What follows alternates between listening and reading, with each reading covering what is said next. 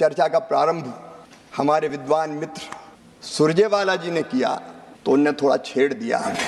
माननीय उपसभापति जी, हम किसी को छेड़ते नहीं हैं, लेकिन अगर कोई छेड़ दे तो फिर छोड़ते भी नहीं।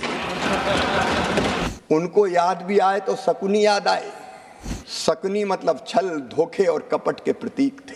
मैं तो सीधे सीधे अपनी बात कहना चाहता था, लेकिन जब चर्चा का प्रारंभ हमारे विद्वान मित्र सुरजेवाला जी ने किया तो उनने थोड़ा छेड़ दिया। माननीय उपसभापति जी, हम किसी को छेड़ते नहीं हैं, लेकिन अगर कोई छेड़ दे तो फिर छोड़ते भी नहीं। इसलिए मैं वहीं से आरंभ करना चाहता हूं। बेहतर होता वो आज यहां उपस्थित होते। माननीय उपसभापति जी, उनको याद भी आए तो शकुनी याद आए। शकुनी, चौपड़, चक्रव्यूह और इन सारे शब्दों का संबंध है अधर्म से। जाकी रही भावना जैसी, प्रभु मूरत देखी तुम तैसी। शकुनी मतलब छल, धोखे और कपट के प्रतीक थे। चौपड़ में तो धोखे से ही हराया गया था। और चक्रव्यूह मतलब फेरवार नहीं, घेर के मारना। अब कांग्रेस को क्यों चक्रव्यूह, शकुनी, चौपड़ ये याद आते हैं? माननीय उपसभापति जी, जब महाभारत काल में हम जाते हैं तो हमें तो भगवान श्री कृष्ण याद आते हैं। यदा यदा ही धर्मस्य ग्लानिर्भवति भारता अभ्युत्थानम धर्मस्य तदात्मानं सृजाम्यहम् परित्राणाय साधूनां विनाशाय च दुष्कृताम धर्म संस्थापनार्थाय संभवामि युगे युगे। हमको तो कन्हैया याद आते।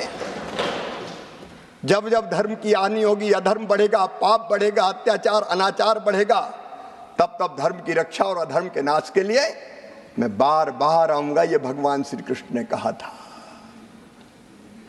लेकिन अनीति और अधर्म किसने किया? ठगी किसने की? माननीय उपसभापति जी, कांग्रेस के डीएनए में ही किसान विरोध है, मैं ये कहना चाहता हूं। ये आज से नहीं, प्रारंभ से ही कांग्रेस की प्राथमिकताएं गलत रही है। हमारे प्रथम प्रधानमंत्री स्वर्गीय पंडित जवाहरलाल नेहरू जी, मैं उनका आदर करता हूं, लेकिन भारतीय परंपरा खेती के बारे में उसका निर्वाह नहीं किया। रूस गए, वहां से एक मॉडल देख के आए और कहा कि रूस का मॉडल लागू करो। भारत रत्न चौधरी चरण सिंह जी ने कहा यह नहीं हो सकता, भारत की कृषि की परिस्थितियां बिल्कुल अलग है। प्राथमिकताएं गलत थी उपसभापति जी।